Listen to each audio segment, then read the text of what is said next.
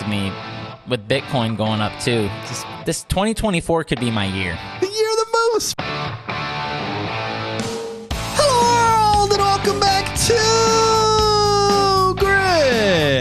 Gridiron Campbell, the only podcast that puts its money where its mouth is. I'm your host, Rich Ron, and I'm joined by one lowly member of the collective, the resident moose himself, Mo Nuara. Donnie is too busy with something poker. The PGT Championship kicked off today for Poker Go. And Brett, outside of the contests, Bert Minotti, a little Benedict Minotti around these parts, pushing too many papers. But it is super wild card weekend, so Mo and I are here to give you our takes for the weekend and the playoffs at large. 1-4 last week in week 18 for the collective. We barely squeaked out a winning record on the season at 45, 44, and 1, which of course lands us exactly $0.00 in real American dollars. I got my dick punched in week 18. I got my dick punched in the national championship. We bought the Huskies at 7.5. We bought them again at 15.5. They stayed inside of 7.5 for 47 minutes in the game or whatever. And then the final frame was not friendly to your boy. But Mo was on Michigan. Mo had some winners in week 18. And Mo won a poker tournament. Everything is coming up moose. Yeah, even like Chris texted me with Bitcoin going up too. This 2024 could be my year. The year of the moose. Forget it, the dragon. I think it is the year of the dragon in the Chinese calendar. It's the year of the moose, for sure. Yeah. Little local $600 Dustament, multi-flight. So there was a fair amount of money in the pot. Ended up being $45K to first. I'll just give a quick rundown of how it went, which is day 1A, I was extremely fortunate. I bluffed all in 4 times. I got called 4 times, and I won 3 of them. Oh, my God. So then I just had way too many chips on day 2, and these guys had Mo no sent shot. us a photo. You have to put this photo in Discord. bit.ly/Discord Moose. When they were, there must have been 20 people left or so, a couple tables. Final 2 tables. Mo had mountains of chips. I had 30% of the chips, final 2 tables. So these guys just had no chance. I had I had a little bit of the Josh Reichard mystique going on where just everyone was terrified to play a pot with me. Yeah, you put a chip in and sphincters just I sinks. figured out what that's like, and it's amazing feeling. It's like you're cheating. Like everyone is terrified to play a hand against you. So basically for 5 hours, I lost the chip lead for 40 minutes, which was unfortunately at the very end. But down 2-1 heads up, but I wiped the floor with this kid. Absolutely. Love to see it. By the way, if you're watching this on YouTube, like the video, subscribe to the channel. Listeners, subscribe to your podcatcher of choice. 5 stars only. I flubbed this kid's name. Will Johnson was the cornerback for the Michigan Wolverines, who had a tough assignment on old something Rome on the Washington Huskies. Got away with a couple of holds, couple of little Big Ten physicality on the boundary there, but hell of a job for the kid. Congrats to Michigan for the natty. I am salty about losing my bets, but I was just laughing at you because you look like me, martingaling with the multiple bets. I wasn't laughing at you because I thought it was like bad or anything. Like Washington plus 15 was probably a good bet, but it was funny to watch you doing that.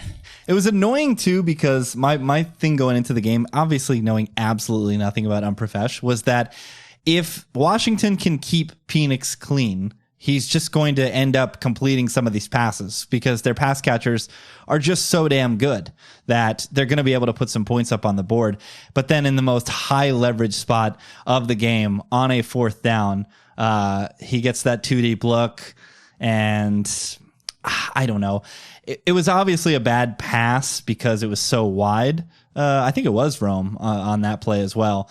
But I understand what Penix was trying to do. It was almost too sharp for own good. He saw the safety closing, so he tried to throw outside leverage to make sure that Rome didn't get absolutely destroyed by the safety. But that's one of those where you just hole shot that cover two, you get the first down, and you keep the chains moving, but a massive fourth down miss. And then just every major opportunity, they just couldn't get it. And then those two turnovers at the end were the nail in the coffin.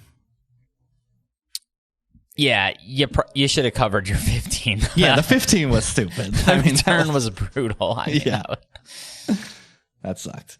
All right, on to Super Wild Card Weekend. And I'm excited about the NFL playoffs because everything seems wide open. And outside of the Niners, who even themselves have a pretty strong Achilles heel, I think, it's a bit oxymoronic, but an evident Achilles heel in their secondary. All these teams are very flat, very even. And I think we'll see some of that leaning into our analysis for these first 6 games, which start on Saturday with the Cleveland Browns traveling to Houston. The Texans, all 7 times they've appeared in the playoffs, they've played in this Saturday 4:30 slot. It's the NFL's version of the Magic Pacers, whatever. Remember when the NBA TV first round? Oh yeah, first round series. That's right. The one that starts on NBA TV at literally like 4 p.m. and just like nobody watches it. Browns at Texans. Currently, the Browns are 2.5-point favorites on the road. I believe this touched 3, and then there was some buyback. Seeing a total of 44.5, and a majority of the tickets, 68%, are on the Cleveland Browns. But both Mo and I are on the Houston Texans. And I'll let you lay the case out first as to why you were on the Stroud boys in this contest. So I found a 3. So I actually did bet the Texans at 3. It was minus 115. I think it's good, though. I think the Browns maybe should be small favorites, but 3 is just like, I just can't do the Texans plus 3 at home here. My biggest thing is all the credit Flacco is getting. I'm still skeptical of this Browns offense, dude. The advanced numbers they hate Flacco. They still have him like in the 20s in EPA and stuff like that. QBR hates him. Even like simple stuff like touchdown to INT. The guy has 8 picks and 13 touchdowns. Like the Browns don't have a very good offense. They're playing on the road here against a defense that can get pressure. I think just watch out for Will Anderson. They probably really need him in there. Looked like they were missing him quite a bit against the Colts. He's also very strong against the run. So not as big of a concern in that sense here because the Browns just throw the ball. I don't know. They must lead the world in throwing the ball since Flacco became the starter. It's a really high variance situation. So definitely, if you're betting Texans, definitely got to bet some Texans money line because the Flacco blow up games are going to be, those could end up 27-17.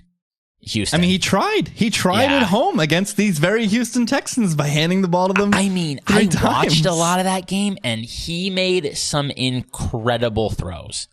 The tightest coverage. I mean, those are the best throws I've seen all year. But it's like, it doesn't matter because can he do it again? Probably not. I mean, that was crazy.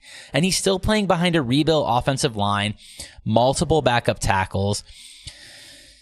Obviously, the scary part is you're betting on a head coach quarterback combo that has 0 playoff experience. But, this is still a guy who played in some huge college games against basically a college all-star team in Georgia. And I really think Stroud has the it factor. I think he's just going to go out there and play his game. I'm not saying he's going to go out there and play like, Patrick Mahomes. I'm just saying he's going to go play his game. And that might be good enough against the Browns. The Browns, their defense is great, but it's only world beating at home. I don't know what that means, but this is Houston playing indoors still, so they should be able to score some points. Yeah, you took the two last points there are ones that I wanted to bring up. Those home road splits with the Browns defense are very, very real. And the other one is you're going to hear it for the rest of the week. First time quarterbacks starting in the playoffs, absolutely abysmal straight up and against the spread. But you got to think about the sample of guys that all find those themselves. Guys were probably on the road. A lot of road games, a lot of weird injury starts where it's the end of the season and a quarterback gets hurt and all of a sudden like some backup or some third string is playing in games that they have no business playing in. And how many of those first time quarterbacks walked into pro football and were immediately one of the best to do Patrick it in the league? Mahomes, how did he do his first time? Yeah, just marched to the AFC Championship game and was defeated because Dee Ford was standing offsides. So Stroud can do it. We saw last week. So this is rule of we need coaches' numbers, because if Bobby Slowick is going to be a coward and plunge, then this is concerning. But when they needed it the most, when the Houston Texans had to drive down the field and score, CJ Stroud put the entire franchise on his back and did that. So, hey, Bobby Slowick, how about we call some more pass plays and let CJ Stroud cook a little bit?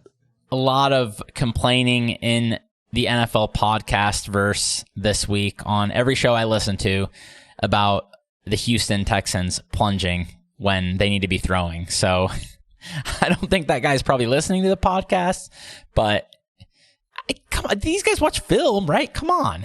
And it just keeps spamming Nico. Like, sometimes it's not that hard. Even McCarthy figured it out this year, that sometimes you just spam your best receiver over and over and over and over again, and it's going to work. So they are missing some targets. Noah Brown is still trending towards not playing, right? Tank is like way out. Yeah. I'm seeing people list Tank in these like playoff markets. Shame on you. It's the most shameful thing you can do is ask for people to put real American dollars on Tank Dell. But we're still looking at no Noah Brown. So it's just Brevin Jordan and Bobby Woods as the subsequent targets here for Houston. Woods, even Bobby missed practice and didn't play last week, so I don't know. This could be Nico Collins and nothing. Yuck. There was bums out there. Something Xavier Hutchinson. He was like a 6th rounder out of Iowa State. John Mechie, who is god awful. Bless his soul for beating leukemia or whatever he did, but he had one of the worst drops of the season. I don't know if that was last week or the prior week. I just remember watching him and being horrified. So, yeah, it's a concerning group of playmakers. But, dude, Stroud can still make some magic. And Amari Cooper's still hurt. Like, who knows if that guy's 100%. He missed 2 weeks. He should be good, but I don't know. And this is one of them where if the Texans can get over this hump, again, passing offense. They get some of these weapons healthy, and there's like a non-zero chance they go on one of these Burrow Bengals sooner than you would think runs in the playoffs, because, again, both these conferences are extremely flat outside of San Francisco, and some would argue the Baltimore Ravens. Let's go to a team who is near and dear to Mo's heart, who used to be flat track bullies like those San Francisco 49ers, and that's the Kansas City Chiefs, who play host to the greatest football team. If I could find it here. Miami and the Dolphins, the greatest football team. Chiefs opened near a field goal. Some places 3, some places 3.5. I've seen it as high as 4 here at Hard Rock in Florida. When I sent the boys the lines, it was 3.5. So that's the line that we'll be picking at. And to no surprise, both Mo and I are on the Kansas City Chiefs. Nobody banged the drum harder this season for the Miami Dolphins than I did. And it's funny, if you look at these season-long numbers, they're going to tell you that the Miami Dolphins are better at football. Better net yards per play, better net EPA, slightly worse total DVOA, but much better at throwing the ball. 4th in offensive EPA, 3rd in pass offensive EPA. But this team is crawling into the playoffs on their hands and knees as a complete mash unit, specifically on the defensive side of the ball and at pass rush, where they lose Chubb, They lose the young kid from UCLA, whose name is escaping me, who came to the U when resurrected his career. And then they lose Van Ginkel on the last game of the season against the Buffalo Bills, trotting out the corpse of Melvin Ingram and actually putting him in coverage a couple of times. So what that is going to leave you with is generating no pass rush on Patrick Mahomes or having to blitz Patrick Mahomes, which are absolutely two things that are going to put you in a world of hurt. I don't care who your corners are. I don't care if it's Fangs that's dialing it up. Even these bum receivers should have tons of opportunities to get open and score some points here for the Chiefs. I'm worried about them long term. Don't get me wrong. They've been extremely lackluster this entire season, but I don't think the Dolphins are going to be equipped to stop them.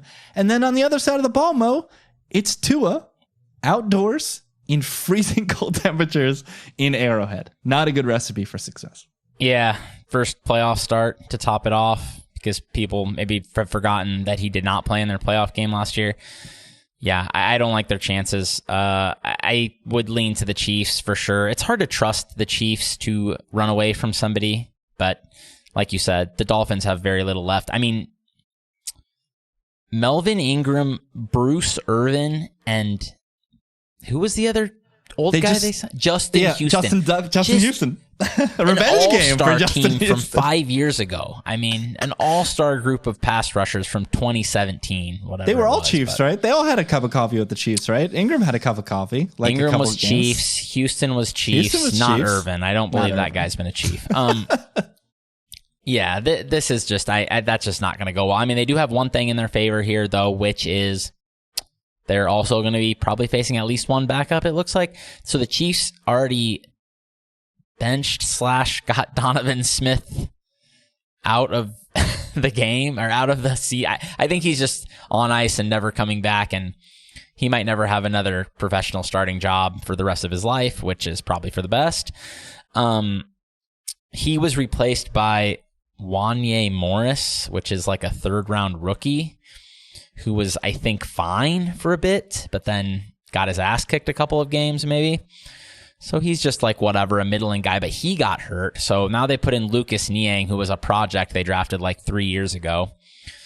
He might struggle a bit against these old guys, but we know Patrick Mahomes navigates the pocket better than anybody. We know that the rest of the tackle play has not been good this year, all year. So this has been a weak point all year. But that's when the Chiefs have been in trouble, is when the tackles haven't held up. The Raiders game, a lot of power rushers overpowering these guys is something I've noticed a lot. They're both, finesse guys. Jawan Taylor especially, just pretty poor in terms of like his anchoring against bull rushes and whatnot. You can see that when his run blocking grades are horrific every year. So that can be a problem, but I don't think it's going to be a big problem in this game, and then you have multiple injuries in the secondary as well. Eli Apple getting clock. I mean, that's never what you want. So I just think, Fangio has done tremendous work this year. He has turned some water into wine, I think, in some spots, especially like you said. Jalen Phillips is a superstar. Every time I watch that guy, I am just blown away by how good he is. So they just don't have much left on that end, and the Dolphins just play the way the Chiefs want to play. They get so much mileage out of throwing deep, not physical, in the running game, which is where the Chiefs can struggle sometimes. This coverage unit is tremendous, and they're going to be in people's pockets. Tyreek not 100%, Jalen Waddle not 100% if he even goes. This is just a shell of the Miami Dolphins. I was honestly pretty impressed that they were able to compete with the Bills, but they kind of still got their asses kicked in that game. Like, if it wasn't that's just more on Josh being an idiot. Right. Like, so that's the thing too. When you look at that line, like that line is telling me the Bills are multiple points, obviously better than the Dolphins, and I think the Chiefs have been playing better football than the Bills, or at least very close. And this line says that the Chiefs are 1 point better than the Dolphins. Well, it said they were worse when it opened. It had Chiefs minus 1.5, and Sharps treated that line the way they should have, so that's gone. And now we're looking at Chiefs being, between 3 and 7, which I think is right. And another one, I was very sad. Okay, I shouldn't say that because obviously I just won $45K, but I was busy having drinks with the boys, celebrating the big win. And my boss, Steven, texted me that they opened 47.5 total in this game. Very sad I didn't get on that. I knew right away. I was like, that is just way too high, and it moved 3.5 points. I mean, these offenses are not what they were, especially on paper, and especially early in the season when people were healthy. You know, I hammered that Bills Dolphins under because same thing. It's like, guys, this is not September. This is not these teams in September. So I just thought that was way. I still wonder if 44 is too high, but I think it's probably closer to right, and I'm going to be there freezing my nuts off. Let's go. Hopefully. So very excited for this game. Yearly pilgrimage to Arrowhead for a playoff game for Chris and I, so should be fun. Tailgate with the Hinkles. It'll be a good time. Something poker brings everybody together. I was going to say, you brought up the total there, 43.5, 44 right now. If you do like the Dolphins, I think it does correlate well with the under. Honestly, both teams, but I think more so the Dolphins just because they're going to need to get so much mileage out of running the ball against a KC team that struggles against stopping the run. So any type of success that the Dolphins have, I think is going to heavily correlate with the clock bleeding. That being said, I have real American dollars on Chiefs -7.5 alternate at +170. So I'm anticipating KC to do the damn thing. The next game, again, we are aligned with the Pittsburgh Steelers getting 10 points in Buffalo. This is the first game on Sunday afternoon. This opened 9 in some places, has ticked up to double digits. I'm seeing a pretty even count, 57% in favor of the Bills, a total of 36.5 because there was some speculation that the weather that we experienced during the Bills Patriots Monday Night Football game could return to Orchard Park. I heard rumblings of 50 miles an hour sustained. That has come down. What I'm seeing right now is 26, but it is still early in the week. I believe that these forecasts are better cemented on Wednesday and Thursday, so keep your eyes peeled for that. A 58% chance of snow, so not a lot of points. And there could be a lot of voodoo for a Pittsburgh Steelers team that just finds a way to have success in these ugly games. Going to be no TJ Watt. I think they said the best that he could do is return for the Super Bowl, which I don't think will be likely for the Yinzers in Pittsburgh. But nonetheless, we've got Tomlin. We've got a Pittsburgh team that I'm seeing a lot of green across the board here. I'm seeing 9th in total DVOA. Like, I don't know how they're doing it, Mo. Sticks and stones. And then a Buffalo team where Josh just has the ability to blow his own dick to smithereens. And again, despite winning, despite grabbing the number 2 seed in the AFC, I have not seen this team play an impressive 60 minutes of football for well over a month now. Yeah, that's the thing about this Bills passing offense, and that's why I wanted to fire that under so bad in that Miami game. That was my most confident play last week. It's literally since the Eagles game 6 weeks ago. 7 now, I think, was the last time this Bills passing game looked impressive. I mean, Stephon Diggs is a ghost, and now they can, I don't know, if Gabe Davis sits, they can focus in on him even more here. I kind of think this line should be 9, but I'm not in a hurry to bet the Steelers either. I do think it's kind of weird because this is Rich's rule of chaos favors the underdog with gusting winds and snow. But then at the same time, I mean, isn't there a quarterback you'd build in a lab to play in cold weather? Wouldn't it just look exactly like Josh Allen? I mean, the guy's a truck, and he can throw the ball like, a missile battery. So I don't know. I feel like he can score some points. I also feel like the Steelers could maybe score some points. A big play or two. Mason Rudolph's been hitting these big plays like pretty well.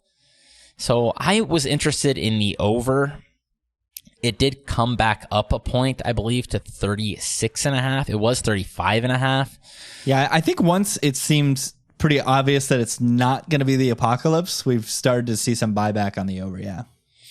Yeah, I'm interested in the over. I'm close to pulling the trigger there, but I'm a little sad I missed the best of the number, but I kind of feel like this should be more like closer to 40 here.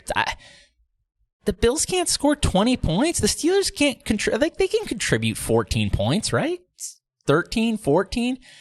Bills score 24. I mean, you're just there, like, I don't know. It's not that big of an ask for the Steelers to put together a couple of drives, and their running game has looked good, for pretty much the whole season. So it'll depend on the run blocking. It'll depend on Mason Rudolph keep hitting a couple big plays here and there, but he seems to have one or two in his bag basically every week. So, the Steelers also have some injuries on defense. Russell Douglas, that guy's been really good. I've always been a Russell Douglas believer since he came back off the couch for Green Bay. I just love the way that guy plays. He creates so many big plays. And with how many injuries they already had in their secondary, they're going to be missing him if he does indeed miss the game. So I kind of think there could be more points than the market here. That's basically what I'm getting at. The Steelers are also very battle tested. I mean, they play the second toughest schedule in the league. That's why the DVOA is so high, because that schedule is that stat is schedule adjusted. Yeah. While the Bills played the 26th toughest schedule, beating up on the likes of the idiot Jets and all these other crappy teams. I, like you, I don't have a strong opinion here. I don't have any action in this contest, but for this exercise where we are picking every game, I did click the Steelers. On to a game where we both have action on the dog. Once again, we are aligned on Packers plus 7.5 traveling to Big D to take on the Cowboys. A public dog thus far, as 56% of the tickets are on Green Bay. But how many times do we have to see this Cowboys defense give up heaps of yards and heaps of points to teams that can move the ball? And if the Packers are getting a little healthier, fingers crossed, they're absolutely a live dog to win this game, Mo, because their passing offense has been extremely efficient, and Aaron Jones has mattered these past couple of weeks. I mean, this guy is like a guaranteed century of total yards every single week for the Packers. Yeah, absolutely. I know, like, we've dumped on Dak a lot at times, especially me, but I just really don't believe in this Cowboys defense. I mean, they have just gotten gashed by opposing running games. Any decent passing game, it's basically if your quarterback just is a shell, if a guy who just a turtle, if he just is going to shell up behind a mediocre offensive line, then the Cowboys are just going to shut you out. That's what they did to every bad team they played. But if your passing offense has a pulse, Seattle, even like these like okay teams like Seattle, and I don't know, I'm struggling to recall some of these other recent games where teams put up points on them, but it's just like, oh yeah, the Lions. I mean, these teams are moving the ball like a lot, and I just don't think this unit can be trusted. I think they fattened up on a really soft schedule of opposing offenses and quarterbacks, and it's making their metrics look good when they're actually not very good. Like, you see that when you look at schedule strength, 30th, turnover EPA, number 1. Like, they thrived off takeaways from bad quarterbacks. And Jordan Love, while he's been mostly very good, there's some ugly ones in there for sure. He's still got the head scratchers in him. But he played an extremely impressive game against a really poised game against a Bears defense that's been doing very good work. And I think he's just ready for this. And I think the offensive line specifically is going to be ready for this, because I think if the Packers, I think if the Cowboys don't get pressure, they're just going to get carved up. And we've seen them get carved up by running games. And dude, Aaron Jones, if you give that guy a hole, he's going to gain 7+ yards. Like, that's just what he's going to do. So I think the Packers are going to be able to move the ball basically however they want. And I think they're going to score a lot of points. I like the over here as well a bit. I like Packers team total over. I'm hoping the Cowboys win this game by 3 for my future. But yeah, I think the Packers are live, man. And this is like just too many points. I think this is on the wrong side of 7. Yeah, I mean, is anybody shocked if the Green Bay Packers win this football game? I just don't think it can be shocking, the ability that they have in their passing offense. And LaFleur is a great coach. So we've got a quarterback playing extremely well. We've got extremely capable weapons. We've got a good coach indoors against a team that has struggled to defend the pass when teams are having any sorts of protection up front. And like you said, a quarterback that just doesn't lose their mind when facing pressure. I think this all leads to Green Bay being an extremely live dog. So I've got real American dollars on both the 7.5 and the money bet line. And I got involved in some playoff leader markets. I wish Jaden Reed was available down here for most receiving yards in the playoffs at plus 150. He's not, but I do have a sprinkle, a quarter unit on Jordan Love to lead the playoffs in passing yards at plus 3,000, because if the Packers win this game, their next game will be either against the Rams or the Lions, again indoors, again with a total in the 50s. So we're looking at 2 games where they could just have heaps of points, heaps of yards.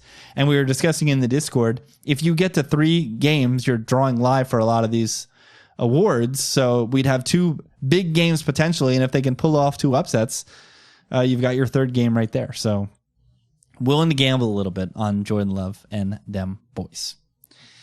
We move to the mid-afternoon game, the aforementioned Rams and Lions game, the Jared Goff Bowl, or I guess the Matthew Stafford Bowl, as Stafford will play on the road. Quarterback Revenge Bowl against the team that drafted him, the Detroit Lions.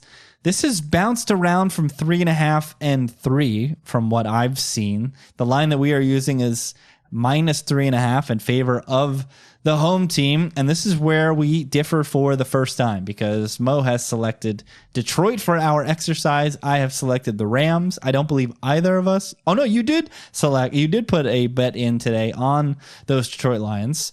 27% of the tickets are on the Lions, so nothing smellier than a big public dog in the Rams. So Mo, since you have more conviction in this contest, I'll let you lead things off.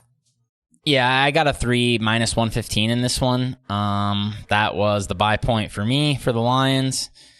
I think the Lions are just an underrated team. Every week, I think down the stretch, I find myself believing in the Lions more than the market pretty much. I like them against Denver. I like them against Minnesota. I think people are just not understanding how good this offense is. And this line is telling me these teams are practically equal when it's down to 3, and I just cannot get there. I mean, I know the Rams have done good work down the stretch. They've mostly faced really bad defenses, okay? Like, when Matthew Stafford was facing defenses with a pulse, with a pass rush, even like when they played Cleveland, like Myles Garrett was hurt and was like hobbling around or whatever it was, couldn't move his arm, whatever that injury was. I mean, he's basically played 2 defenses with a pulse down the stretch. One of them, like I said, banged up Browns, and the other one, the Ravens. And they did solid in both of those. But earlier in the season, like when he was playing these other defenses with a pulse that were getting pressure, he's just completely overwhelmed. And the Lions have a good pass rush against a mediocre Rams offensive line. Lions, I think, 3rd in pressure rate.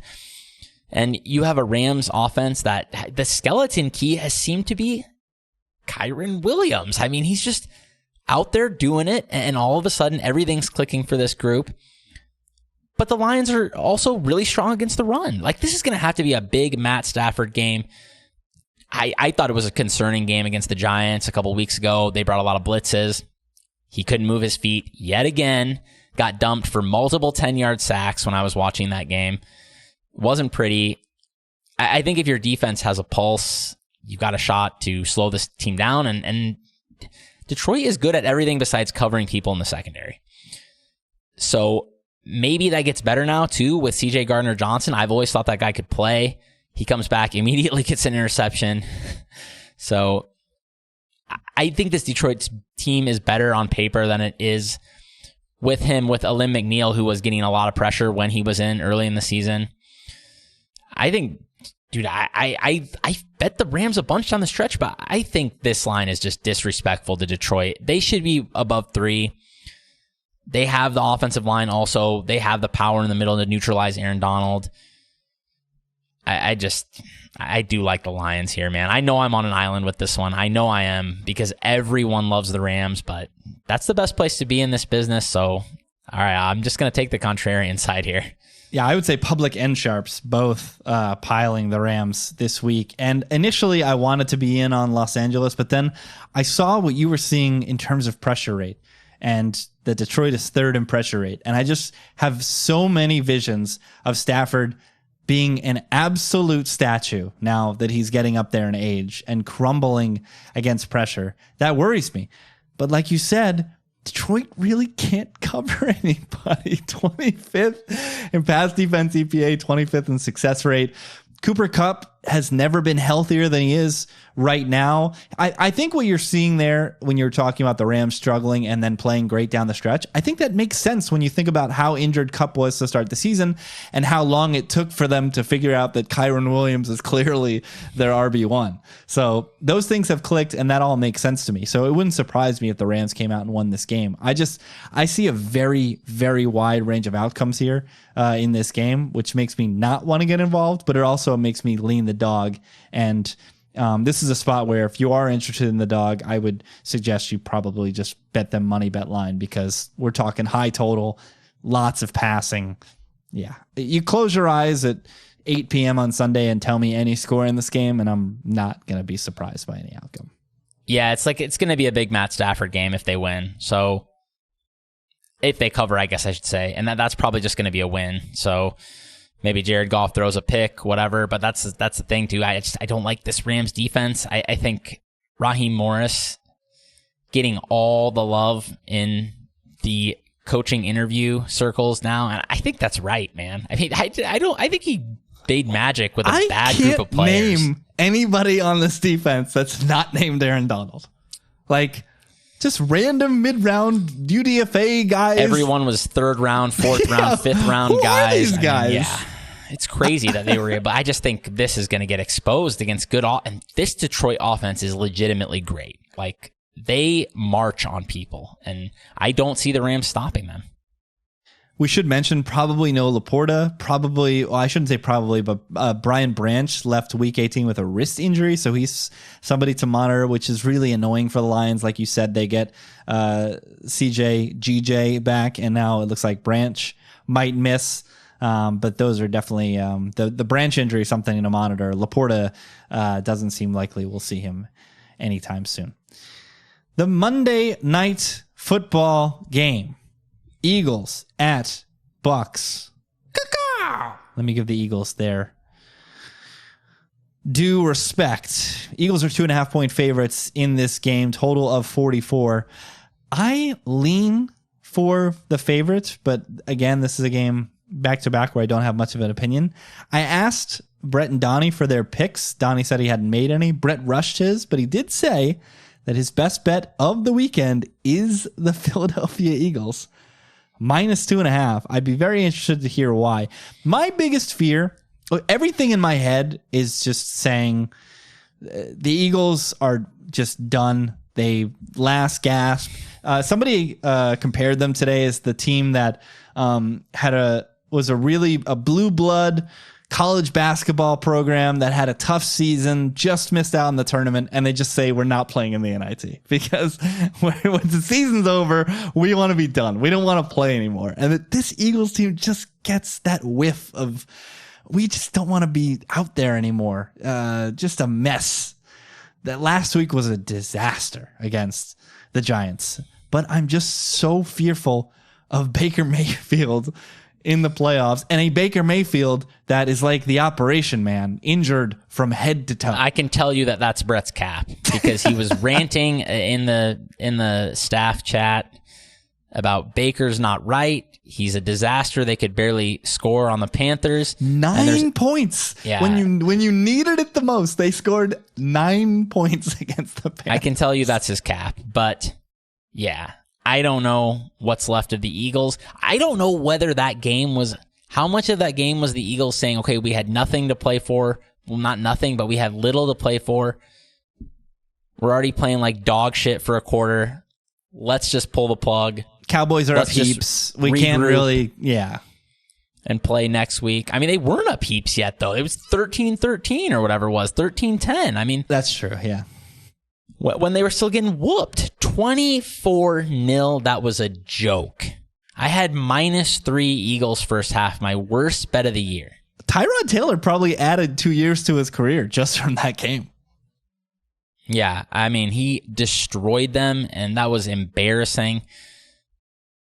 I don't know. I wish I had some read on that. I guess I can see where Brett's coming from between Baker Mayfield being banged up and maybe that was just a fake game that the Eagles just quit and said, whatever, let's just regroup and play next week, and they're going to come out and play way better.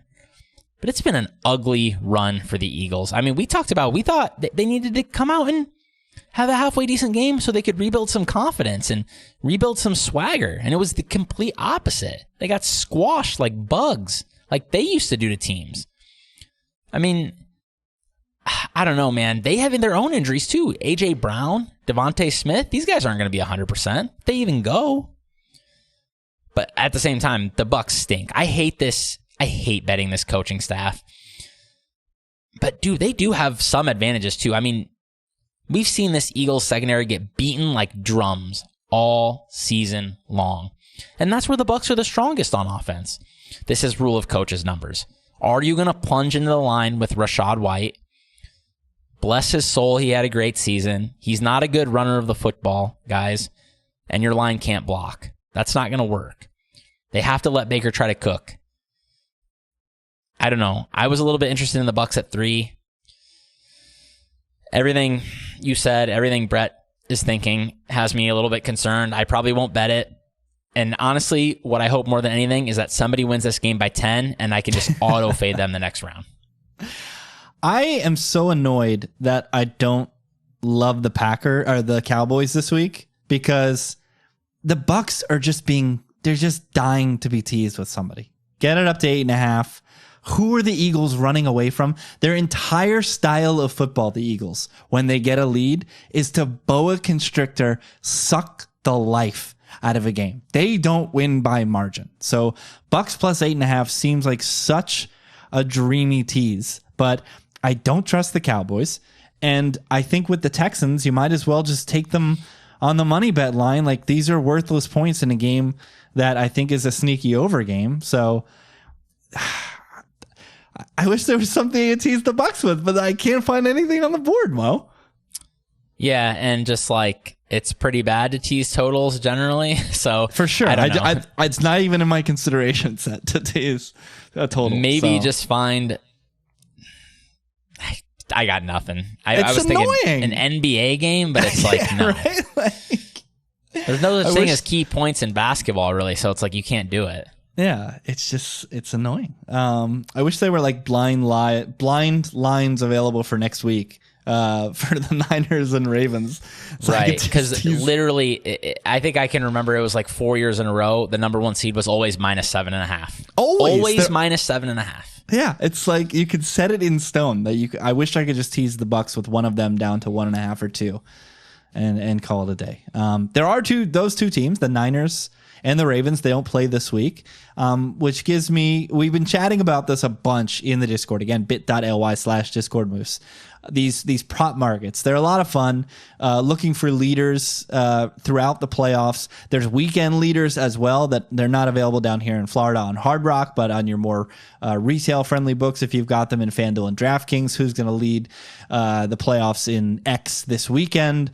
So I'll give one bet that I did fire down here, and it's Lamar Jackson to lead the playoffs in rushing. I did grab that at plus 5,000. I have no exposure in future markets to the Ravens, but if they're going to play 3 games and win the Super Bowl, that means Lamar's going to ball out. And we know that these quarterbacks, when the season's on the line, when the life is on the line, they're going to have a propensity to run more often than they do in the regular season. And I think we could see that with Lamar. So I think that's a very nice way to get some exposure to Ravens futures.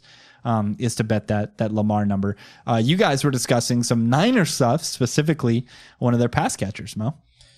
Yeah, and with Lamar, I wrote this up on the site today because I did think Lamar was a decent bet, and I would say, he still ran for 50 yards a game. Like, that's still a respectable number. And especially with how little most of these running backs get used in general nowadays, it's not that crazy. So, yeah, I do like the Niners. I like Brock Purdy specifically to lead in passing. I think it's a little bit underrated, his numbers in the market, just for a couple of reasons. Number one, he was the number one quarterback this year in yards per attempt. Stephen Ruiz, close your ears. But not even really all that close to the top in like total yards. But how many blowouts did the Niners have? Like, this guy played like 75% of the season. I mean, that's like a big deal. Like, there's so many yards he could have had that were never happening because the Niners just quit throwing the ball. And the Niners are that team, that Wisconsin team, that can just hand to Christian McCaffrey and still run up points. So they had absolutely no reason to throw the ball, and he still passed for 270 yards a game almost. So I think he's being a little underrated in this market. He's around plus 700.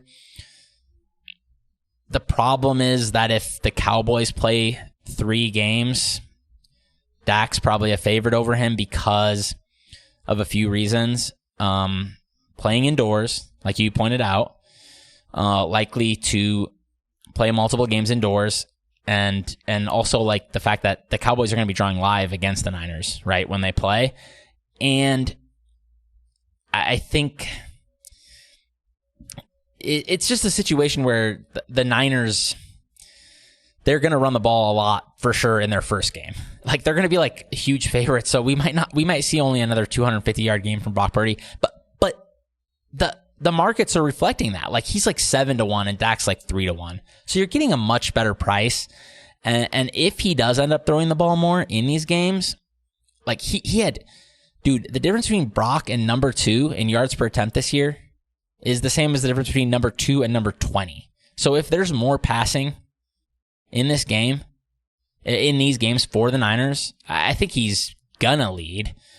But, when you do have a max of 3 games, you don't have any wiggle room. Like, the team has to make the Super Bowl. Right. That's the problem. But the Niners are minus 120 to come out of the NFC. So, like, you're in a good position with that. You brought up the dome thing, and I think if you're looking at passing and receiving, you gotta like these NFC teams because the Cowboys, Lions, Rams, and Packers, if they win this week, they'll play in a dome again next week. Like, these multiple dome games. Same for the Lions. It's locked in. That's right. These multiple dome games, like, they add so much value. When you look at these AFC teams that are going to be playing the Bills, wind and freezing, the Chiefs, freezing temperature, like, these things matter. And then the Niners, I mean, it'll be chilly in Santa Clara. It'll be in like the 50s, but it's going to be nowhere near some of these East Coast. So, yeah, if we're looking at passing and receiving, I do like the NFC in general. Yeah, and I think Amon-Ra might have value as well if you can get double digits, like 10-1, 12-1, passing yards, touchdowns. Like, he was already scoring a lot and getting a ton of targets, obviously, and now you have Laporta out of the way. Like, who knows how many targets he could get in these games. Yeah.